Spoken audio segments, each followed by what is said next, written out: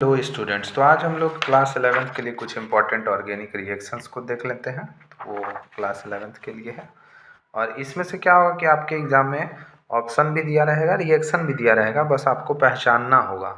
जैसे पहला रिएक्शन है यहाँ Wurtz reaction, WURTZ Wurtz reaction. आपके एग्ज़ाम में आएगा कि ऊर्ज रिएक्शन क्या होता है और मतलब उसको पहचानने के लिए देगा। तो देखिए इसमें सिंपल सा बात है ऊर्ज रिएक्शन में CH3Br प्लस 2Na CH3Br, दो ठो CH3Br है और सोडियम मेटल से रिएक्ट कर रहा है यहाँ पे। तो ये जो दोनों CH3 ग्रुप है ये आपस में जुड़ जाता है और दो ठो Na और दो ठो Br 2NaBr बन के निकल जाएगा और ये रिएक्शन सोडियम मेटल और ड्राई ईथर के प्रेजेंस में होता है। तो आप ये समझ लीजिए कि ये वाला रिएक्शन पूरा पूरा लिखा रहेगा एग्जाम में और आपसे पूछेगा कि ये कौन सा रिएक्शन है, तो आपको बताना होगा ऊर्ज रिएक्शन। और या फिर आपसे पूछा जा सकता है कि ऊर्ज रिएक्शन में किस मेटल का यूज़ करते हैं, तो सोडियम मेटल का किसके प्रेजेंस में, तो ड्राई ईथर के प्रेजेंस में। अब ऊर्ज रिएक्शन के ही जैसा होता है एक फिटिक रिएक्शन। फिटिक रिएक्शन में क्या करते हैं, जैसे ऊपर वाले रिएक्शन को आप ध्यान से देखें, CH3Br लिया गया है, लेकिन इसमें हम लोग बेंजीन के साथ Br लेते हैं, ब्रोमो बेंजीन।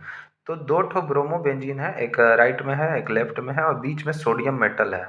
तो दोनों ब्रोमो बेंजीन इस बार सोडियम मेटल से रिएक्ट कर रहा है। तो ऊपर वाला कहीं जैसा रिएक्शन है, जैसे ऊपर में दोनों CH3 आपस में जुड़ गया था, CH3 तो यहाँ पे जो दोनों बेंजीन है ये आपस में जुड़ जाएगा, डाइफिनाइल बन जाएगा और दो ठो Na और दोनों का Br निकल के क्या बन जाएगा, 2NaBr। तो ऊर्ज रिएक्शन में आपको याद रखना है CH3Br का रिएक्शन है सोडियम के साथ, और फिटिग फिटिग में क्या होता है कि बेंजीन के साथ सोडियम का रिएक्शन हो जाएगा, बेंजीन वाला ग्रुप रहेगा, ब्रोमो बेंजीन इस तरह का, और साथ में प्रोडक्ट क्या बन गया है, डाईफिनाइल।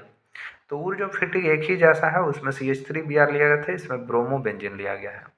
डी कार्बोक्सिलेशन तीसरा नंबर रिएक्शन है, इसका एक फॉर्मूला होता है RCOONA प्लस NaOH CaO और हीट के प्रेजेंस में ये यहाँ का R ग्रुप और यहाँ का H ग्रुप आपस में RH बना लेता है और Na2CO3। तो ये जो पूरा रिएक्शन है जिसमें NaOH और CaO का यूज़ किया गया और अल्केन बना, तो इस पूरे रिएक्शन का नाम दिया जाता है डी कार्बोक्सिलेशन। डी कार्बोक्सिलेशन मतलब CO2 का निकलना। अब इसमें R के जगह हम अगर CH3 ग्रुप रख दें तो CH3COONA प्लस NaOH रिएक्ट करेगा CaO के प्रेजेंस में, तो इसका CH3 और इसका H आपस में मिलकर CH4 बना लेता है और साथ में Na2CO3 बनेगा। तो आपको रिएक्शन देख देख के पहचान लेना होगा। डीकार्बोक्सिलेशन का फॉर्मूला याद रखेंगे, क्या क्या रहता है, NaOH और CaO in presence of heat, तो इसी से आपको पता चल जाएगा कि ये डीकार्बोक्सिलेशन है। अगला नंबर है कोल्बे इलेक्ट्रोलिटिक रिएक्शन। तो कोल्बेज इलेक्ट्रोलिसिस में क्या होता है कि RCOONA का दो मॉलिक्यूल लेते हैं, इसका 2H2O से रिएक्शन कराएंगे, इलेक्ट्रोलिसिस करेंगे मतलब करंट पास करेंगे, तो ये RR अल्केन बन जाएगा, 2CO2 2H2 और 2NaOH। अभी इस R के जगह पे हम लोग CH3 रख देते हैं, तो CH3COONA प्लस 2H2O इलेक्ट्रोलिसिस कराएंगे तो इथेन बन जाएगा। दोनों CH3 जो आपस में ग्रुप है वो आपस में कंबाइन हो जाता है और साथ में CO2 H2 और NaOH मिलेगा। इस रिएक्शन में क्या होता है कि ये जो प्रोडक्ट है जिसमें H2 हाइड्रोजन वाला जो प्रोडक्ट है, 2H2 जो प्रोडक्ट है, ये हमको कैथोड पे मिलता है। ये हमको कहाँ मिलेगा, कैथोड पे। और ये जो दोनों प्रोडक्ट है CH3 और CO2 वाला, ये प्रोडक्ट एनोड पे मिलता है। तो हमेशा याद रखेंगे कि जब भी डिकार्बोक्सिलेशन रिएक्शन होगा तो ये कोल्बे इलेक्ट्रोलिसिस वाला जब रिएक्शन है तो इसमें एनोड कैथोड पे दो प्रोडक्ट मिलता है। कैथोड पे H2 मिलेगा जो हाइड्रोजन निकल रहा है और अल्केन और जो CO2 ग्रुप है वो एनोड पे मिलता है। अगला नंबर है डिहाइड्रेशन ऑफ अल्कोहल।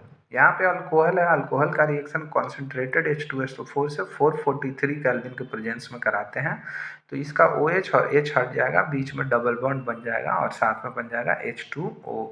ये रिएक्शन को आप ध्यान से देख लीजिए, रिएक्शन का फोटो एकदम दिमाग में बैठा लीजिए, वही सब रिएक्शन दे करके आपसे उसका नेम पूछा जाएगा या फिर डिहाइड्रेशन पूछ दिया जाएगा कि कौन है इसमें से। अब ये रिएक्शन है मार्कोनिकॉव एडिशन और एंटी मार्कोनिकॉव एडिशन, ये भी आपको पहले ही बताया गया है। प्रोपीन डबल बॉन्ड वाला ग्रुप है, HBr है, तो आपको इसमें पहले ही बताया था कि जब HBr आता है तो प्लस और माइनस तोड़ देते हैं, माइनस वाला चला जाता है आपका कम हाइड्रोजन वाले के पास और प्लस वाला चला जाता है ज़्यादा हाइड्रोजन वाले के पास, और ये प्रोडक्ट बन जाएगा 2 ब्रोमो प्रोपेन।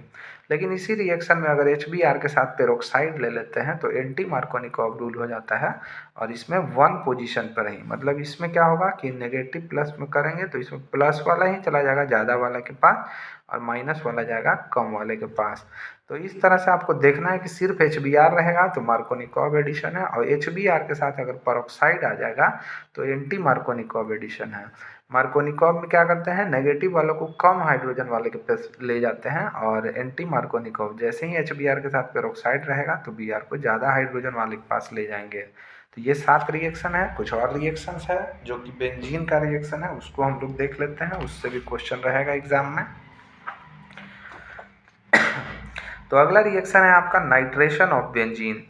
अब नाइट्रेशन ऑफ बेंजीन में किसका यूज़ करते हैं हम लोग, तो बेंजीन में कंसनट्रेटेड HNO3 और कंसनट्रेटेड H2SO4 लेते हैं।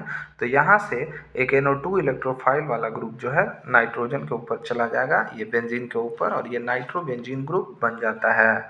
तो नाइट्रेशन में आपसे एग्जाम में पूछा जाएगा कि नाइट्रेशन में किसका यूज़ करते हैं, तो कंसनट्रेटेड HNO3 और कंसनट्रेटेड H2SO4 का। तो बेंजीन से क्या बन जाता है, तो नाइट्रोबेंजीन। उसी तरह से अब आगे चलते हैं हम लोग। नेक्स्ट है आपका कि अब अगला नंबर हम देखें तो इसमें आपको नाइट्रेशन के बाद मिलता है Friedel craft alkylation. Friedel craft alkylation में बेंजीन का रिएक्शन CH3Cl से कराते हैं और एनहाइड्रस AlCl3 के प्रेजेंस में, तो यहाँ का CH3 ग्रुप बेंजीन के ऊपर चला जाएगा और ये बन जाता है मिथाइल बेंजीन, और इस रिएक्शन को हम लोग कहते हैं फ्रीडल क्राफ्ट अल्काइलेशन। अगला नंबर है फ्रीडल क्राफ्ट एसाइलेशन। इसमें बेंजीन का रिएक्शन CH3COCl से कराया जाता है, और उसमें ऊपर वाले में सिर्फ CH3 था, इसमें CH3COCl है। एनहाइड्रस AlCl3 के प्रेजेंस में ही रिएक्शन होगा और इस बार COCH3 ग्रुप बेंजीन के ऊपर चला जाएगा और ये एसीटोफिनोन बन जाता है। तो अगर बेंजीन से एसीटोफिनोन बन रहा है मतलब COCH3 वाला ग्रुप आ रहा है तो फ्रीडल क्राफ्ट एसाइलेशन, और अगर सिर्फ CH3 ग्रुप आ रहा है तो फ्रीडल क्राफ्ट अल्काइलेशन। देखने में एक जैसा लगेगा लेकिन आपको पहचानना होगा अंतर एग्जाम में भी। अगला नंबर है सल्फोनेशन ऑफ बेंजीन। तो बेंजीन का रिएक्शन सिर्फ कंसनट्रेटेड H2SO4 से कराते हैं, तो बेंजीन के ऊपर SO3H ग्रुप लग जाएगा, बेंजीन सल्फोनिक एसिड, और ये आपका सल्फोनेशन का एग्जाम्पल हो गया। और अगला नंबर है एसिटिलीन टू बेंजीन। एसिटिलीन को बेंजीन में कैसे बदलते हैं, तो एसिटिलीन का रिएक्शन जब रेड हॉट आयरन ट्यूब से कराते हैं तो ये आपका बेंजीन में कन्वर्ट हो जाता है। तो ये 12 रिएक्शन है जिसमें से आपके एग्जाम में ज़रूर आएगा क्वेश्चन, उम्मीद है इसमें से आने का। तो आप रिएक्शन को प्रैक्टिस कर लें, वीडियो को 1-2 बार देख लें ताकि आपको पहचानने आ जाए कि कौन रिएक्शन है और किससे क्या बनता है। इससे क्वेश्चन आने का संभावना जरूर होगा। Best of luck for your exam.